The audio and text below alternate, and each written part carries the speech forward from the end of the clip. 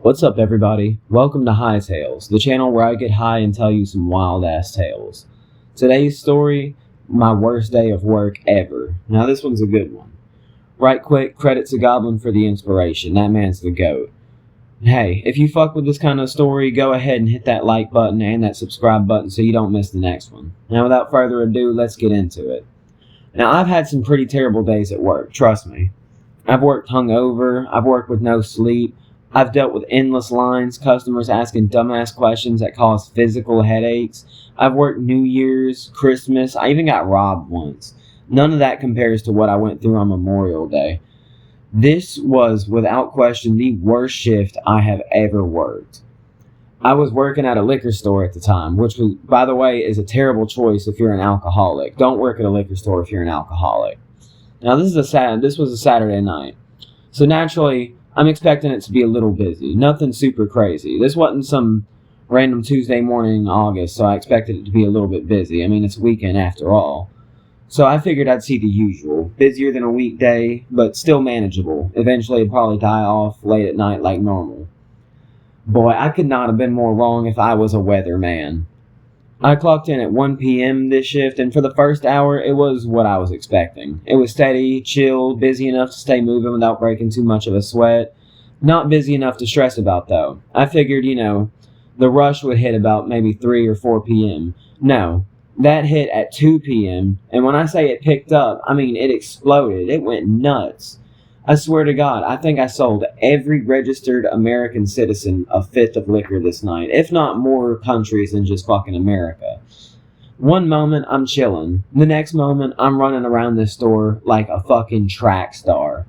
And it's worth mentioning, I also took 3 Frosty Max gummies right before this shift. So I'm high as fuck. Too much is going on, and I'm moving like I injected cocaine directly into my motherfucking bloodstream. Now, the next 10 hours is absolute chaos, pandemonium. Liquor shelves are being emptied like we're in a drought, beer's flying out of the coolers, the daiquiris are draining like someone left a tap on, the inside of the store is slammed, the drive-thru is slammed. It wasn't just the customers making it hell, though. The crew wasn't much help either. The only person that was a good bit of help was my wife. The other 2 were not. I mean, they were basically 2 new hires. One was named Steve. It was not his first day, but you would not know that. May as well have been. Then we had a new manager who hadn't worked in like 4 years, and that showed. Her name was Catherine. You can imagine how that went.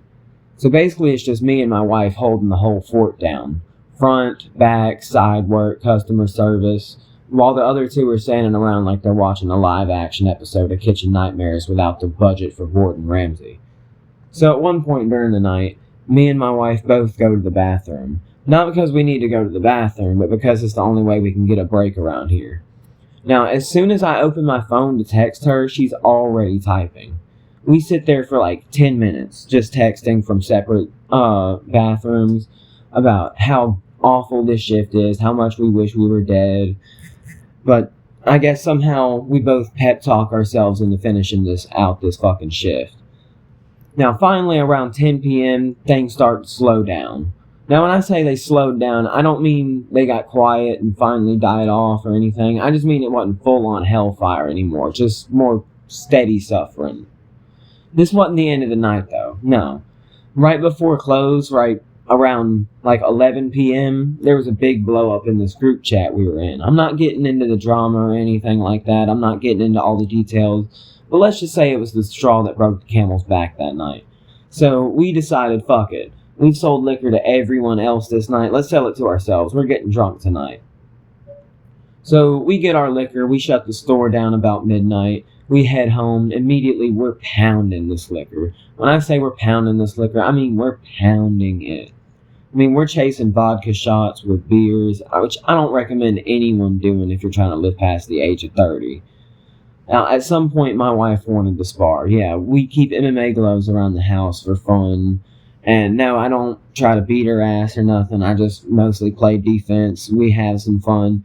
But anyway, we're drinking, we're sparring. I end up blacking out during this. And I guess at some point I decided I want to smoke. Now, the rest of the story is what she told me happened, because I don't remember anything else from this night. Apparently, I'm already too drunk to function, so she grinds up the weed herself, and we share this one hitter. She hits it a few times, maybe 2-3 times. I apparently smoked the rest of what was in the grinder. And apparently I dropped my weed jar outside, shattered it. So naturally that's about the time she decides, yeah, time to get his drunk ass to bed. Which makes sense. That's about when I'd say it's about time to get me to bed. So she gets me in, she lays me down, and I start yelling, I'm nauseous, I'm gonna throw up. So naturally she helps me to the bathroom, where I sit over the toilet. I'm not throwing up, but I'm dry heaving. Like I'm trying to summon a legion of demons kind of dry heaving. It's bad. So she notices I'm not puking, so she goes to move me back to the bed. But I'm having none of that. I tell her I can't move. If I do, I'm gonna puke. So she can't sit in there with me all night. So she leaves me there, and I guess I passed out with my head resting on the rim of the toilet bowl. And that's unfortunately where I spent the rest of that night. Now looking back, there's a lot I could have done differently this night. Maybe I shouldn't have drank that damn much. Maybe I could have called in before the shift, fucking quit altogether. Maybe I shouldn't have worked at a liquor store while being a raging alcoholic in the first place. Who knows? Either way, that's the worst goddamn shift I've ever had the mispleasure of working. Either way, that's today's hightail, y'all. Thanks for chilling with me. If you fucked with this story, hit that like and subscribe so you don't miss out on the next one, because there will be more. But anyways, I will see y'all in the next one. So, see y'all later.